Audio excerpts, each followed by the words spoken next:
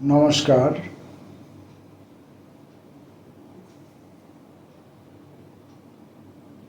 মানুষের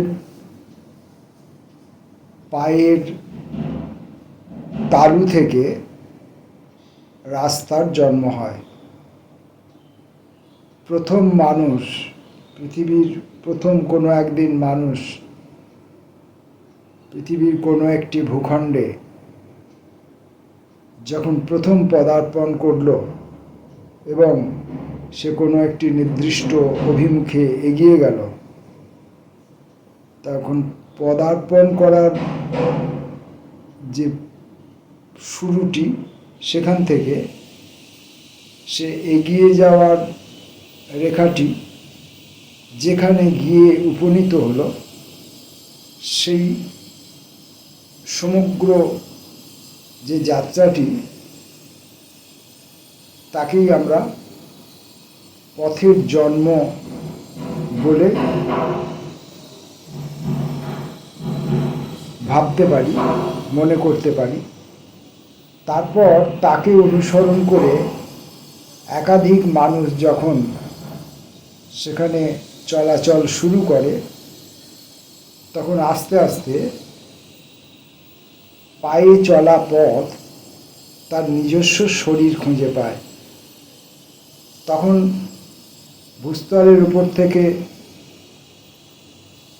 গাছপালা, ঘাস ইত্যাদি আস্তে আস্তে দুপাশে সরে যেতে থাকে এবং মানুষের পায়ে স্পর্শ পেতে পেতে সেই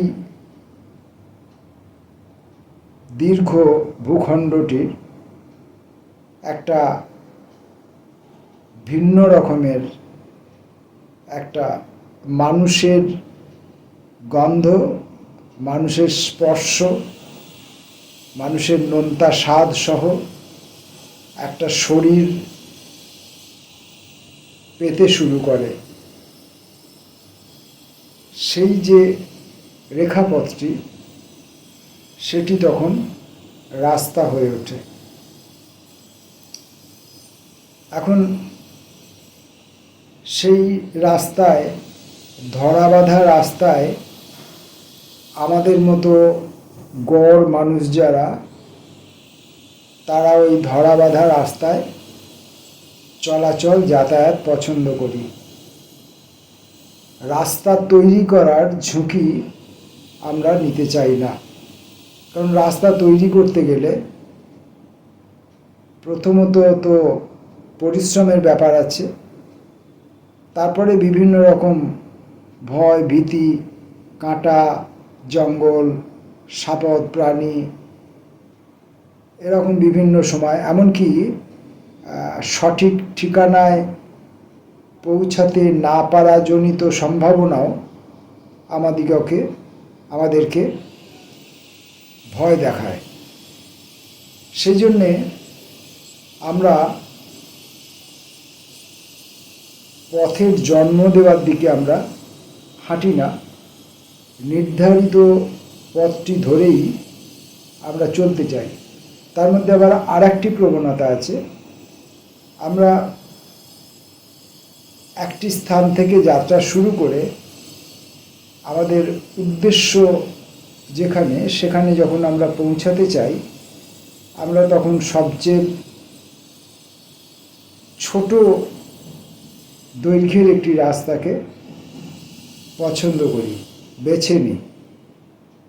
সেটাও আমাদেরই কোনো পূর্ববর্তী কোনো এক বা একাধিক মানুষ সেই রাস্তাটি খুঁজে বার করে রেখে যান,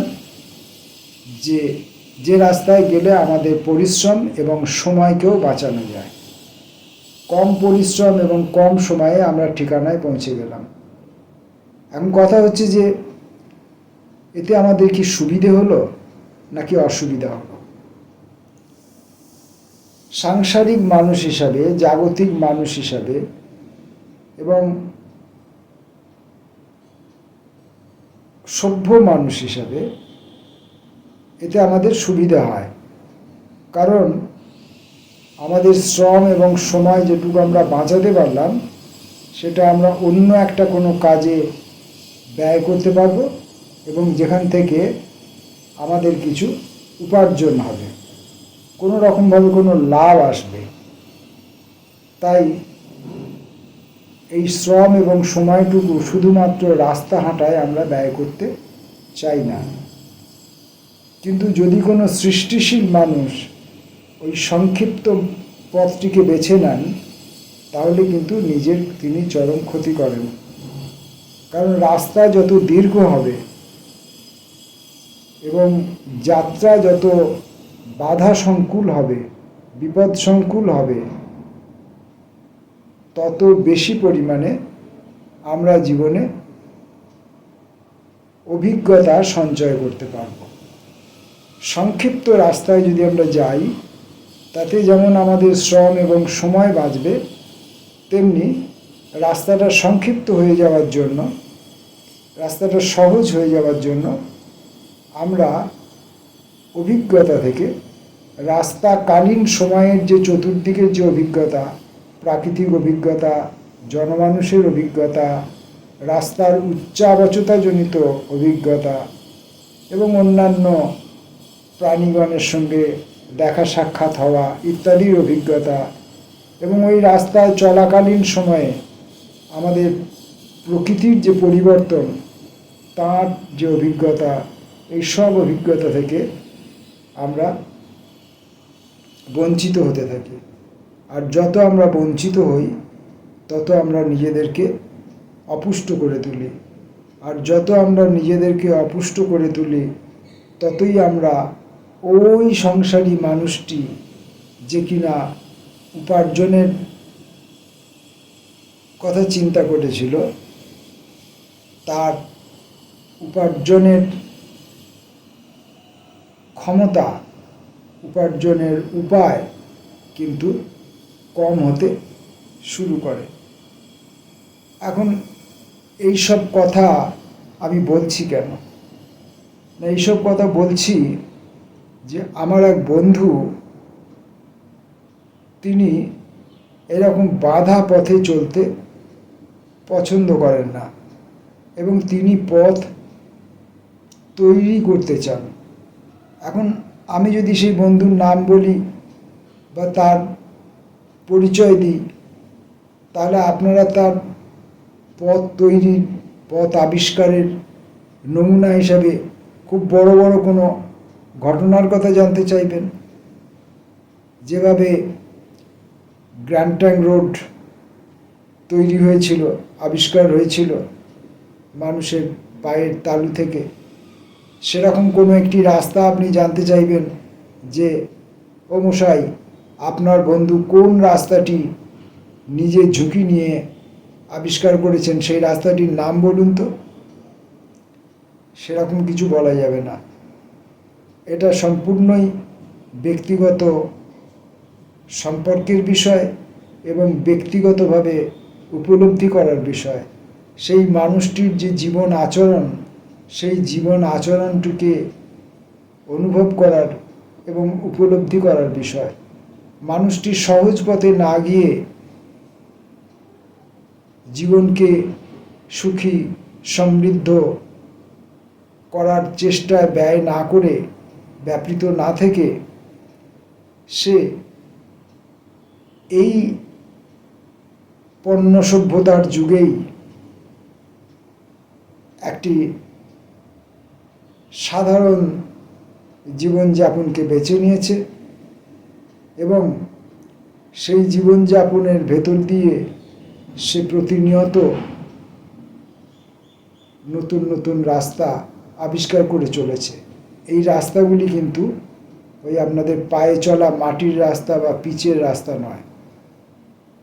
তেমনটা হলে হতেও পারে, তেমনটাও হয়তো তার জীবনে আছে, কিন্তু এটা হচ্ছে জীবনে চলার যে রাস্তা, সেই রাস্তার কথা আমি বলতে চাইছি।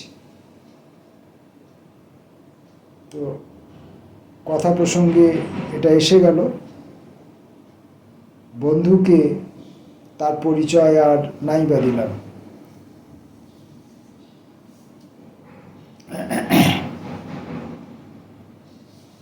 পদ পঞ্চদশী এটি একটি কবিতার বই, এক ফরমার একটি কবিতার বই। বইটির প্রকাশক প্রান্তর। বইটি প্রকাশিত হয়েছিল 2020-তে। বইটির প্রচ্ছদ চন্দন মিশ্র।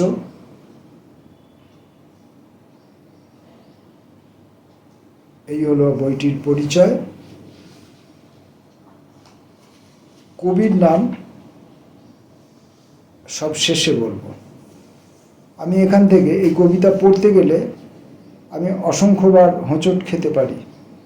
পাঠক আপনারাও হয়তো হোঁচট খেতে পারেন।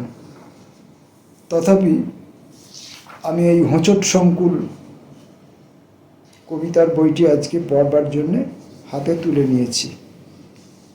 বইটির নাম পদ পঞ্চদশী। আমি এখান থেকে কয়েকটি কবিতা পড়ব। কবিতাগুলির আলাদা কোনো শিরোনাম নেই। নিজের ছায়ার প্রতি বিশ্বাস রাখো আমৃত্যু।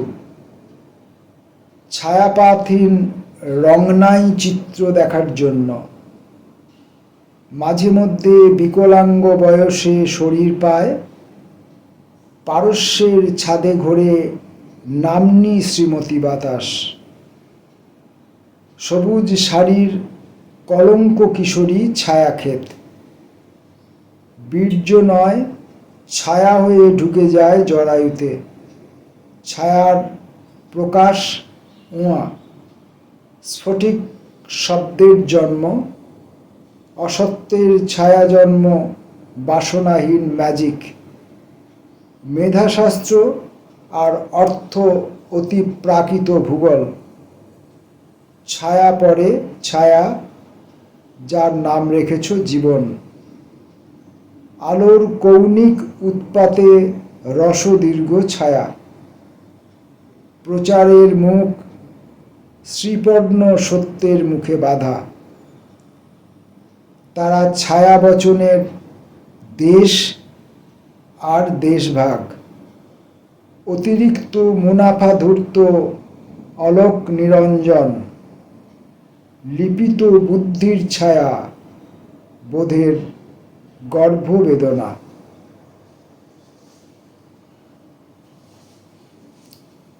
2 নম্বর, দুঃখ বাজাবে না কোনোদিন নীরব যন্ত্রণা। প্রাণ খুব শৌখিন স্বরলিপি প্রণাম করো। অখণ্ড মৃত্যু নিয়ে দাঁড়াবে না নত মাথায়। প্রজন্মের পর প্রজন্ম বিস্মৃত গান শুনে চোখ বুজে কাটিয়ে গেল কতশো সহস্রাব্দ। শরীরে কণিকাদের জন্ম, স্বয়ং প্রতিরোধ, ক্ষতস্থান বুঝে গেছে। যারা এখনো উন্মুখ, এইসব প্রতিবেশী অপঘাতে মূর্ছা যায়। প্রান্তরহীন প্রান্ত থেকে বজ্রপাত বিকট। শকুনের বৃহৎ পাখার নিচে ছায়া সূর্য। ধোঁয়ার শরীরে শেকল নেই, মস্ত স্বাধীন। বৃষ্টি জন্ম আর ধোঁয়া জন্ম, এ জন্ম শাশ্বত। মানুষের জন্য পায়রা টিয়ার জন্য খাঁচা। সময়ের উপকথা সে তো প্রবাসী বয়স। রক্তের ক্ষীণ স্রোতে ভেসে যায় হৃদস্পন্দন।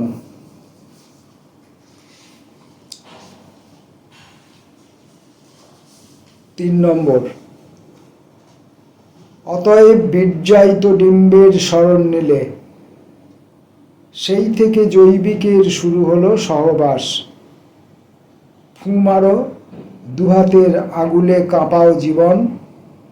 করটি মণ্ডল জুড়ে জটিল অস্বচ্ছ স্নায়ু। দুপাশে দাঁড়িয়ে আছে সেই বিবর্ণ বিস্মৃতি। বিবিধ ফলার তীক্ষ্ণধার ক্ষত পরিণাম। যার শরীর জুড়ে প্রাণ চায় শস্য সবার, নক্ষত্র উত্তাপের মলম কৃষাণী স্বভাব, রাত্রি যার কৃষিক্ষেত্র তার জরায়ু প্রমুখ। এমনই অসুখ আমাদের পিতা পরম্পরা। অতএব প্রেম প্রদাহ রিলকে স্মরণ, হাইনে কেঁদোনা ওর আমিষ নম্র শরীর। ভিক্ষুর ছকছক পোশাকের নিচে হরিণ, অতীতাচার সে চোখে দেখো কাজল পড়ায়। এমন সুখের কাছে অশ্রুত কবির জন্ম।